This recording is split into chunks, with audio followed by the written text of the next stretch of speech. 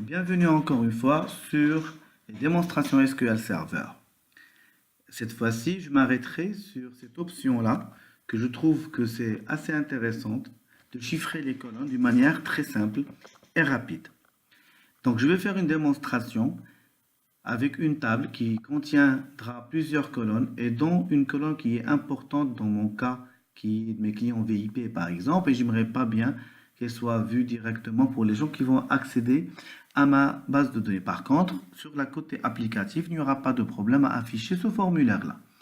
Et donc, je vais essayer dans cette démonstration-là de créer une table, de pouvoir créer mes clés master et mes clés de cryptage de colonnes, et puis aller sur Visual Studio et créer un projet de type rapport pour afficher les différents éléments de cette table et surtout afficher les différentes options nécessaires pour pouvoir voir ces données-là d'une manière claire. Donc, allons-y. Je suis dans la base de données démo. Dedans, je vais créer une base de données, une table, pardon, avec ces 6 colonnes. Dedans, je vais y mettre 2 lignes. Je vais revoir le contenu. Voilà, ils sont là. Donc, je rafraîchis ma base de données, je pars sur ma table, et là, je trouve pardon, je suis sur démo, et là, je vais trouver ma table client VIP 2.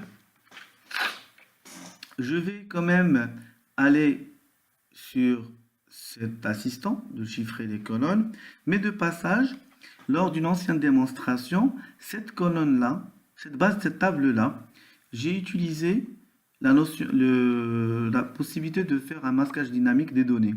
Et quand je veux ajouter l'encryptage, je me dis, ces colonnes-là ne sont pas disponibles pour l'encryptage, donc je ne peux pas les mettre tous les deux. Je vous recommanderais d'aller voir ma démonstration autour du masque dynamique de données. Donc j'annule cet assistant-là pour revenir sur ma table que je viens de créer. Et donc ici, je vais aller sur chiffrer les colonnes. On parlera beaucoup aussi dans la littérature Always Encrypted. Alors, cet assistant-là va me permettre de choisir parmi les différentes colonnes de ma table la colonne qui m'intéresse ou les colonnes. Puis, il me pose la première question de quel type de chiffrement on veut faire. Et ici, la réponse est assez simpliste. Pourquoi? Alors, il y a deux manières, aléatoire ou déterministe. En fait, je vais simplifier. J'ai une donnée, je lui ajoute son chiffrement, il va me donner une suite hexadécimale par exemple, suite de caractères hexadécimal.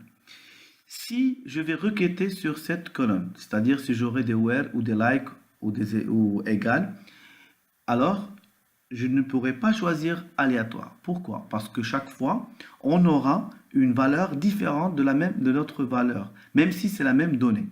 Imaginons que j'ai un numéro de téléphone 066666. Sur une clé de cryptage supplémentaire, on va avoir un résultat différent de la deuxième ligne qui peut porter le même numéro de téléphone. Et dans ce cas, si on va requêter sur cette colonne-là, donc je vais aller sur du déterministe, pas du aléatoire. Donc mon exemple à moi, donc le téléphone c'est presque unique, donc je vais mettre aléatoire. C'est vrai que c'est plus sécurisé. Et après, ici il faut que j'ajoute une clé dite colonne encryption key, qui permet en fait de faire ce cryptage. Alors, je vais laisser cette interface ouverte et je vais revenir sur My Management Studio. Et sur cette base de données, vous pouvez remarquer que j'ai ici sécurité. Et dans sécurité, j'ai always encrypted. D'accord? Mais il y a deux choses à vérifier et à préparer. Il y a le principal master et il y a la clé de cryptage. Donc, je vais commencer par la clé master. Nouvelle clé. Je vais l'appeler. Bon, il y a quelques petites codes de nommage. Vous pouvez mettre par exemple colonne master key. Et là, vous pouvez ajouter par exemple téléphone. Par exemple, ça c'est le master key de la base de données. Si vous voulez, par exemple, je vais l'appeler DemoDB aussi. TB. Alors, TB démo. OK. Donc, je vais la mettre dans le magasin de stockage, lié par exemple à mon utilisateur actuel. D'accord? Donc, ça va devenir une empreinte numérique. Je fais OK. Et je vais ajouter ma clé de chiffrement de colonne. Donc, ici, je vais l'appeler aussi. Donc, je vais l'appeler, commençons par colonne printed key téléphone. Client, téléphone. OK, donc qui va se baser sur cette master key que j'ai créée tout à l'heure. Donc, ça permet de protéger mes données. D'accord? Et ma master key va protéger plutôt le chiffrement de colonne que j'ai fait. Voilà. Donc, j'ai mes deux clés à ce niveau-là. Donc, je peux revenir sur mon, mon wizard. C'est vrai que à ce niveau-là, il n'aura pas une idée de ce que j'ai pu ajouter. D'accord? Et donc, même si je reviens ici pour lui demander de chercher de nouvelles, il va le faire. Donc, qu'est-ce que je fais? Je vais refaire mon wizard. Donc, je reviens vers ma table. Pas sur le chiffrement de chiffrer les données. Voilà, je vais appliquer ma colonne client téléphone, qui elle est basée sur ma master key. Je vais le mettre en aléatoire. D'accord, donc pour le faire. Alors, petit warning ici, je vais voir qu'est-ce qui nous affiche. Le classement va être changé de French vers du French binaire 2. D'accord, pour une condition par rapport au nouveau moteur. C'est pas grave, il va se gérer comme un grand. D'accord, donc aucune autre configuration n'est possible. D'accord, donc je continue directement parce que je n'ai pas besoin de générer le script PowerShell pour ma démonstration. Terminé, donc le temps qu'il va mouliner. Donc qu'est-ce qu'il va faire? Il va prendre bien sûr mes colonnes, ma colonne, téléphone, il va la chiffrer. Bien sûr, si j'ai beaucoup de données, beaucoup de données sur cette colonne-là, donc il faut prendre un peu de temps pour le faire. Sinon, moi, ce que je vais faire, je vais aller sur Visual Studio. En fait, c'est SQL Server Data Tools que j'ai téléchargé. Et je vais créer un nouveau projet. Et cette fois-ci, je vais choisir Reporting. Et dans Reporting, je vais prendre un report server projet. OK, donc je laisse qu'il me génère le template. En parallèle, j'ai laissé ici la création du chiffrement. Je vais aller sur ma source de données. Ah tiens, c'est fait avec succès. Super, c'est gentil. Voilà. Donc, je serai quand même curieux avant d'aller sur mon rapport, de voir qu'est-ce qu'il y en a sur ma table avec un select étoile from cette table-là.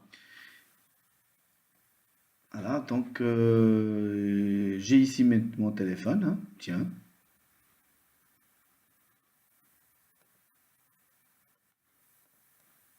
Encore. J'ai mon téléphone ici. Je vais voir est-ce que ça va être identifiable aussi au niveau de ma solution externe. Je vais ajouter une nouvelle colonne. Pardon, une source de données. D'accord. Cette source de données va attaquer mon serveur local. Je le cherche au niveau aussi de la base de données qui m'intéresse. Je fais avancer et là, il y a une chose très intéressante, nouvelle, qu'il faut la chercher pour ça. En fait, vous pouvez lire ici colonne encryption setting. C'est à disable. OK. Donc, je vais le garder disable exprès. Et après, on va essayer de le rendre enable pour voir la différence entre tout ça. Je crée mon rapport. Un nouveau rapport. Je vais être simple en fait, c'est d'aller dans ce rapport-là, chercher à créer mes différentes données.